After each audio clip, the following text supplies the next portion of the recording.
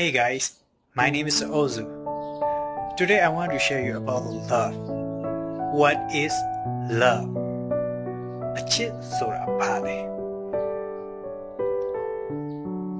အချစ်ဆိုတဲ့ခေါင်းစဉ်အောင်မှာ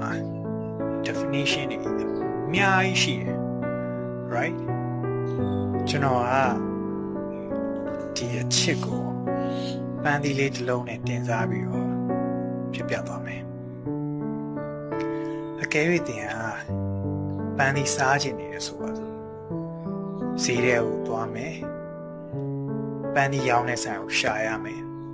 အဲ့မှာပန်းသီးတွေတွေ့ပြီဆိုရင်လည်းအလွယ်တကူဝယ်ယူလိုက်လို့မရဘူးစင်ကိုယ်တိုင်ဒီပန်းသီးတွေအများကြီးထဲမှာဘယ်ပန်းသီးကကောင်းတယ်ဘယ်ပန်းသီးကချိုးလဲရွေးရတော့မယ်ပန်းသီးဆိုတဲ့အမျိုးကအနာစာတော့